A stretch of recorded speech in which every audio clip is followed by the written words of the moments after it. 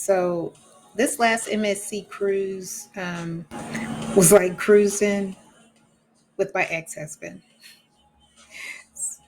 Highs were very high, and the lows were they were pretty low. They were pretty low. One low in particular. So anyway, I just want to review the ship, just give my honest opinion about my experience. And like I said, the highs were really highs, but the lows were low. So embarkation was fairly smooth. We got to the port at 10:45. We were on the ship probably about 12, I think, a little bit before 12. Could have been before 12 because we I did a lot of walking around once I got on the ship, and I was just going around filming different things. And even though I was with my son, we had separated. We had I told him uh, when we agreed to go that if you just want to go off, because I know he's a loner. So and he's introverted, and but he's fun to be around. So I knew it would just be best, like, hey, when you're ready to just go off, just go and go off. Don't worry about me. And so that's why I really believe that this was pretty much semi solo cruise. It was a semi. Number one, the ship is beautiful and it's very well laid out. Very well laid out. It was easy to navigate. Um, as long as you took the stairs. Well, I took the stairs the majority of the time. And it's just a good habit I want to get into and I want to keep up with, is always taking the stairs unless, I have on high heels or something. So it is very beautiful. The ship is beautiful. Especially all the public places and the pools. So the number one low is that I really missed the feeling that you get when you walk onto a ship and you feel like you're on a ship.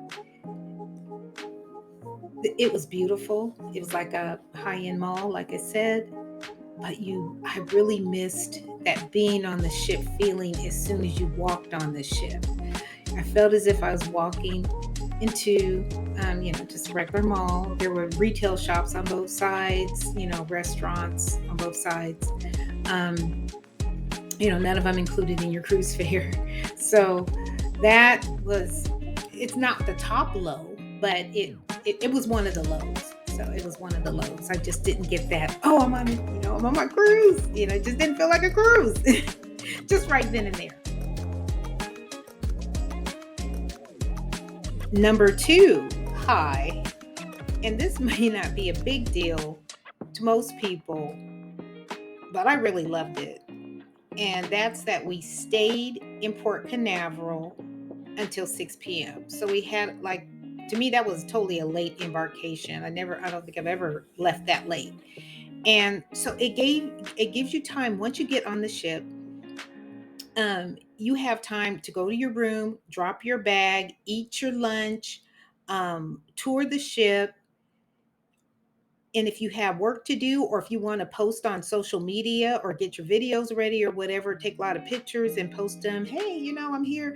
You have time to do that while, using your own data on your phone. So there was plenty of time to do that. And then I even ran into one of my favorite new YouTubers, which is his YouTube channel is called 30 and a Wake Up, and he is traveling the world. I mean, he's traveling all over, not the world, but he's traveling several different countries on several different cruise ships. And so he's got videos coming out constantly of cruise information. So it's great. So yep, I'm putting a plug in for his channel. Yeah, he's great. His name is Kevin. He's very, very nice. So I ran into him, and then I was showed my face on his live stream. He was doing a live stream, so he had time to do that, while he was in port. So if you have work to do, or you need to get a hold of family and everything, you're going to be in port for a good amount of time. You're going to be at the embarkation port for a good amount of time. The number 2 low was service in the main dining room. On the first night, my son decided he didn't want to go to the main dining room, which was fine. So I went on my own. I was sat with two really nice couples. We were having, very nice time, conversation at the table. And the waiter came over and brought water to the bottles of water, which are usually ones you have to ask for, but they didn't ask for them. And he brought them each 2 bottles of water. And he didn't bring me any water. And then when it was time, he came over and asked for orders from the, I guess it was from the bar. And they gave their orders, and he didn't ask me for an order. He didn't ask me if I wanted anything. And I felt, I slept it off. I went on with the evening. I don't think those other couples noticed it, but they didn't mention it. And I did not like that. But I did not like that treatment whatsoever at all. Now, I did not intend not to go back to the main dining room, but I did not make it a priority. And so when things came up, other things that I was doing around the ship, shows, just different things that I did, if it ran over the dinner time, it did not bother me at all. I just went up to the buffet. And that was unfortunate, because I really did want to experience the main dining room more. But with that happening, I didn't have a real desire to go back. And, that was real unfortunate. And I just regretted that behavior that came from um, the server. I really did. And because it did hamper a little bit. Well, no, it was a lot. It did.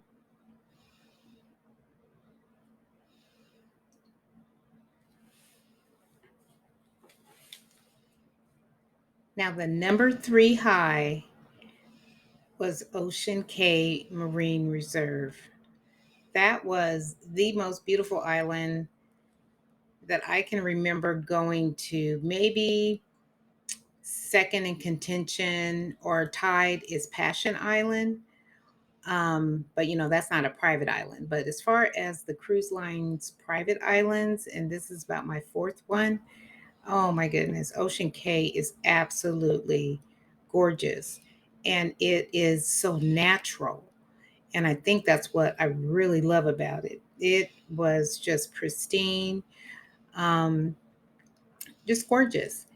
My son and I, we did a kayaking excursion. It was just, at that time, it was just $29. We were out in the kayak on the first day at Ocean Cay for probably a good 2 hours.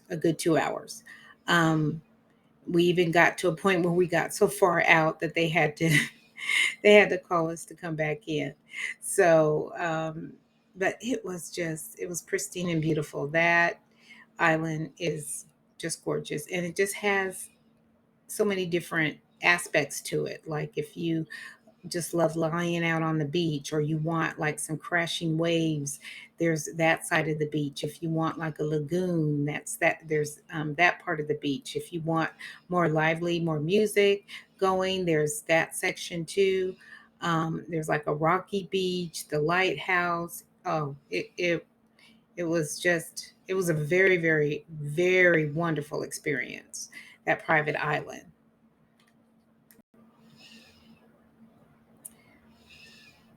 The number 3 low was the buffet and the bar service.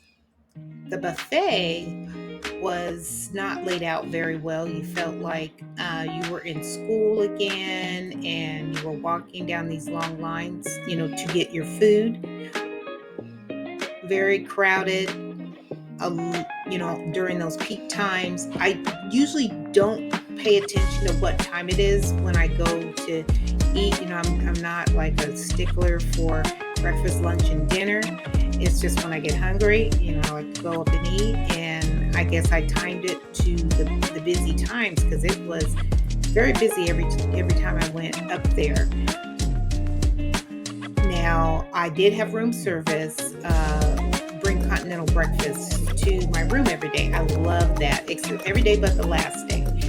And I absolutely love that because I got to just sit out on the balcony, drink my coffee, eat a muffin and some fruit, and I was fine.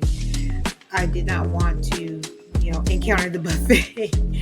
um, because every time I had gone there, I just didn't like the layout of it. And then also for the bar service, oh, you felt like you were invisible walking up there. You could stand up there for 20 minutes and, not get served. A lot of times I had, I just chatted it up with some people there, and I had them go ahead and get my drink for me because it just felt like I was invisible. And it may not be just me. There were a numerous amount of complaints on that ship about that same issue. So it wasn't like it was just me. So they really need to work on that or find a better system, especially when they had so many packages. A lot of people had the drink package, and so it was going to be busy.